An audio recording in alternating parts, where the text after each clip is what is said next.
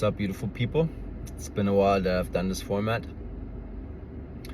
Just press record and see what happens. It's been a tumultuous couple of weeks.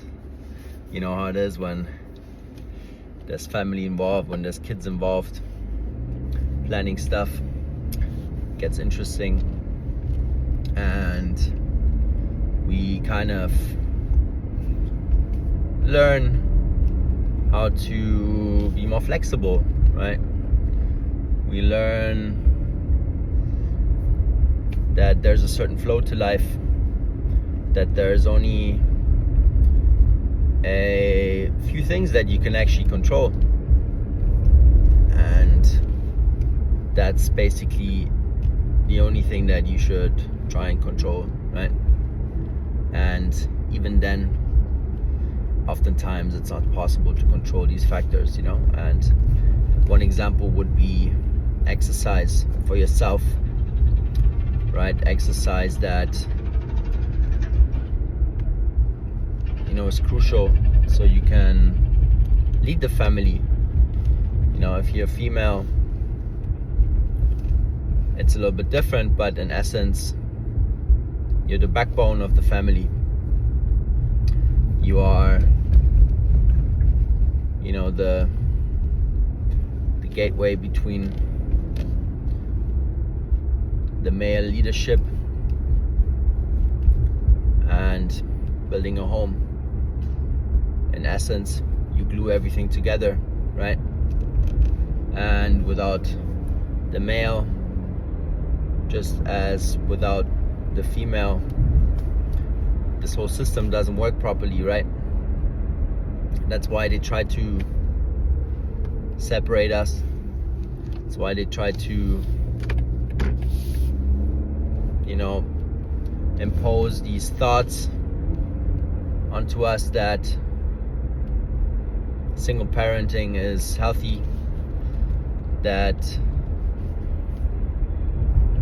it's better to be without a man, it's better to be without a permanent partner. All this crap that in the end, it's just horrible for the kids, because kids need polarity. They need male and female energy and strength and emotions at all times. It's baffling to me, this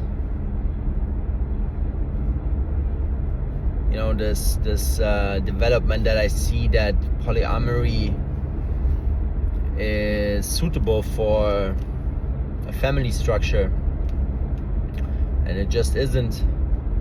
And that's not because I know everything and because I know this is the truth, but rather from observation and from my understanding of how children work and how they develop, and how their psyche develops, and how their soul develops, and what it needs to grow sustainably and freely, right? That's basically how I structure everything. Like, I try to give my children the space so they can blossom, so they can grow freely and grow into the human that they can, right? And not restrict them in any way. So when I observe, and also from my studies, with Steiner and Waldorf, and I've also been in the world of kindergarten myself, but then I transferred into a regular school system after that. But once you study these masters and these these intelligent humans, then you understand the different phases that children are in, and you understand what they're going through, and you understand what they need, and there's things that you can provide as a parent, and there's things that they have to go through themselves, right? And if you box them in, their development will be flawed in a sense, right? It will be taken off course. And so I don't believe the current public school system is the way. I don't believe that even kindergarten, those regular ones, are the way. I believe that it is hindering children in their development. I believe it, closes their heart. I believe it teaches them the wrong values and so many other different components that would be enough to make an hour of a video. But just in essence, as a parent, you feel what is right for your child. If you were conscious, and if you basically look at them consciously, and you are there emotionally with an open heart, and you can sense if something is wrong, and you can see the development, and you can see the changes in them, and you can see how they react to different environments and to different people. And so when you are like that, then you will quickly notice, once you put them in an institution like that, it just takes a day or two and they change, and not for the better. And it starts with things like going to pee one after the other in a row and stuff like that, right? Like just these subtle changes in structure in how life can be lived, right? This is where control comes in already, and they do it subtly, and they do it really slowly, and with these little, things like just going to pee and waiting in line for like the food and whatnot, right? Like these little things. And I'm not even saying, it's a teacher's fault or it's the kindergarten teacher's fault, and because they don't know, right? They don't know any better. They think this is it, they think this is normal. So I'm not even talking about that, because this is a couple of layers above, right? But just that, and when you notice how that impacts your child, and then all of a sudden shame comes in, right? Like these things that they didn't know until then, these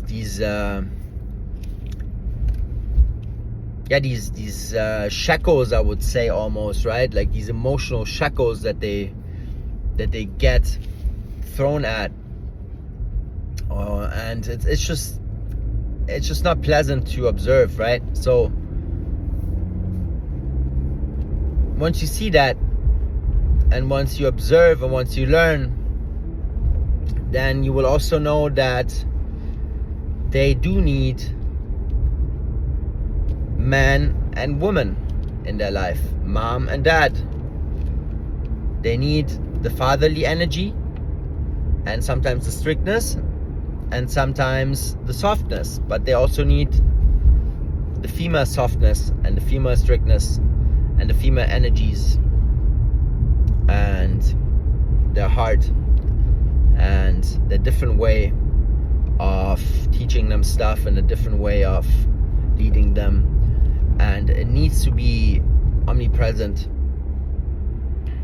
And with that I mean, it's no good, if it's a week off and on, and if there's different partners coming in from the side, and they have these different energies, messing with their path.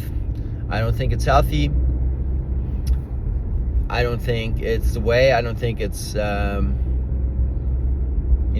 to the child when they have two dads, or when they have two moms, or when they being thrown about and switching families all the time, like 1 week you're here, 1 week you're there. And I'm not even judging, right? Like I know there's certain situations where it's impossible to do it differently, right? But there's a lot of these couples out there, that's mainly the ones that I talk about, that are posting about polyamory and how great that is, and how it's the only way to love, and how it's the only healthy love, to have no restriction and to have pure freedom and all that stuff. That's all good, you know. But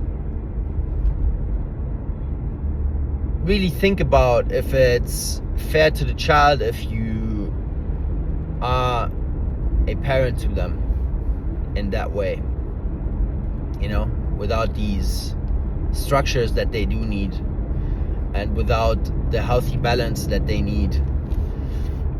Because I do know a few, you know, acquaintances from back in the day, and you know, the older you get, then you start to, you know, connect the dots and stuff, where I know one case specifically where, you know, his parents were basically living a life of polyamory, and they, you know, would have these huge or they had a huge house but no doors, right? Like no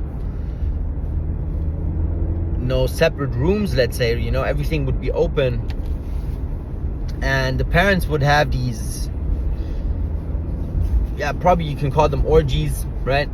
And just, you know, would have sex basically in the same room as the child. And I mean, I know what this guy, you know, preferred to have fun with, you know, and what their sexual preferences were. And, you know, again, I'm not judging, you know, I have a lot of crazy friends, and a lot of you know, gay friends and you know, trans friends. Like, it's not new to me, you know, like I'm okay with that kind of stuff, you know, as long as you do your thing and you don't force it onto anyone else. I'm fine with that. Like, you can do your shit, you know, like, it's all good. And everyone that I hang around with, or used to hang around with, you know, back in the day, I don't have time for that stuff anymore, but these people, they would never, you know, try to push anything onto anyone else, and try to, you know, make anyone else gay, or pull them into their parties, and you know, if they were straight, and try to mess with them and all that kind of stuff. You know, that it's a very clear distinction, you know, between someone that is really gay and, you know, just enjoys their life and does their thing, versus the other one that needs to show you all the time and needs to educate you on how this is the best way of living, you know. But to get back to my point, do your thing, you know, live your life how you want to, but before you bring another child into this game that you're playing, think about it really strongly, you know, if this is the right environment for a child to grow up in, if this is potentially not the healthiest environment for a child to grow up with or up in. And just have a good think about that, you know, and see what comes up.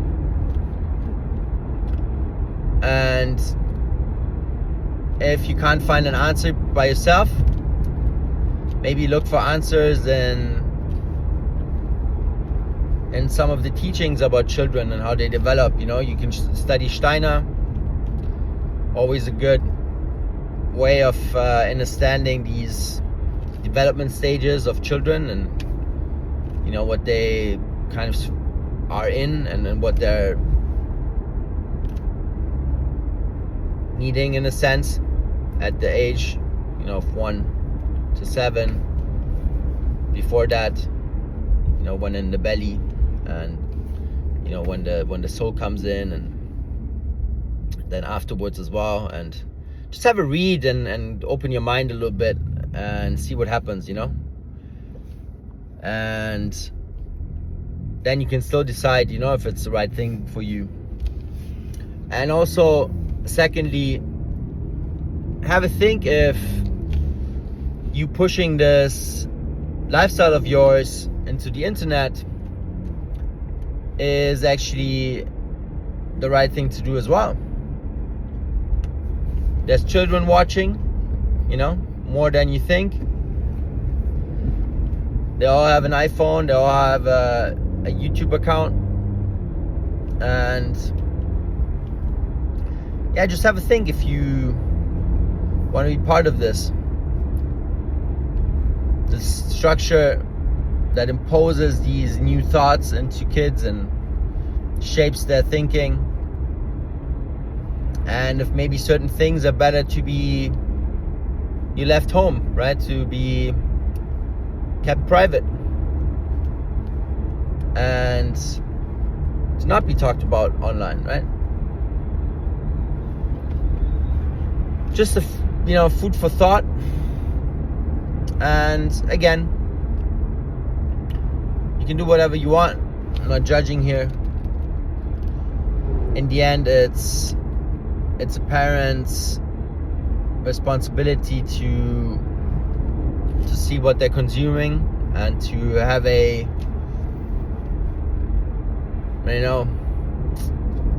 good understanding of what they consume and then intervene if possible.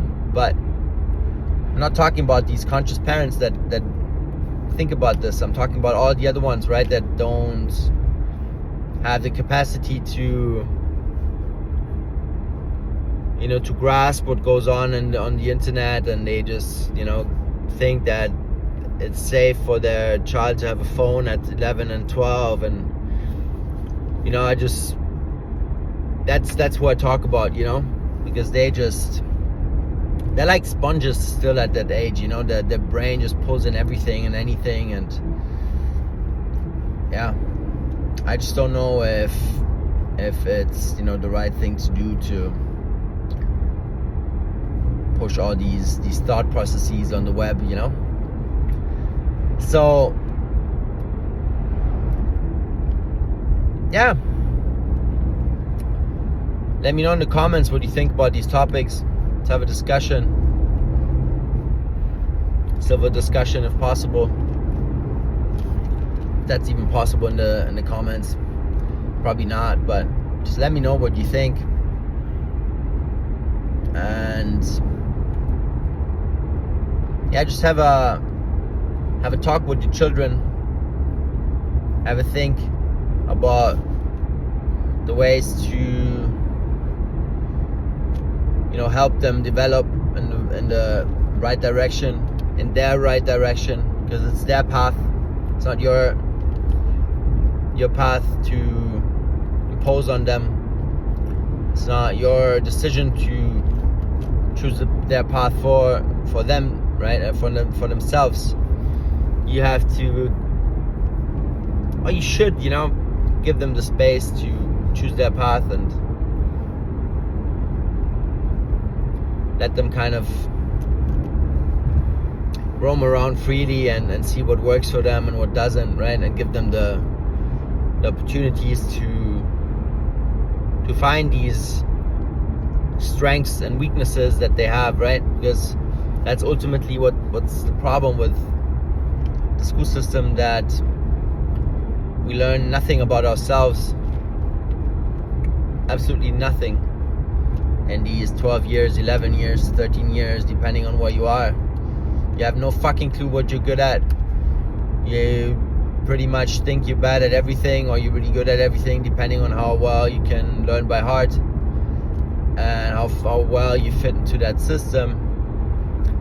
But still, you have no fucking clue what you're good at and what interests you, what really interests you, what your soul is interested in. And then you just start wondering and start studying some subject that you have no clue if that's even a sensible way of life later on. And that's why we have so many addictions as well, because people just have no purpose, right? People have no connection to the way of life, to the life they live on a daily basis, right? Because it's just doing something, right? Like it's getting up, caffeinating the system, numbing the system, and going through the day, focusing on monetary gain. And then we have every single addiction that you can think of pop in. And that's also the people, you know, that I work with. I see it. I was there myself as well. I know what goes on out there, and I think that's where it starts. You know, it starts in these early days, at that age of the kindergarten and the school, where instead of, you know, creating whole humans that, you know, can listen in and have an intact structure,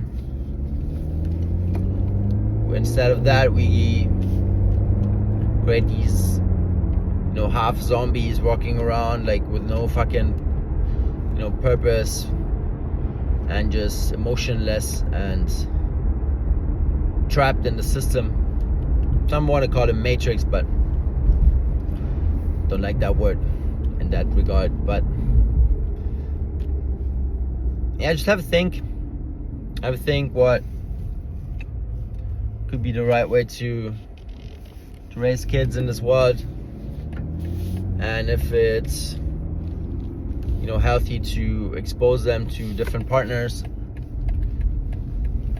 at such an early age. And let me know what you think about these topics.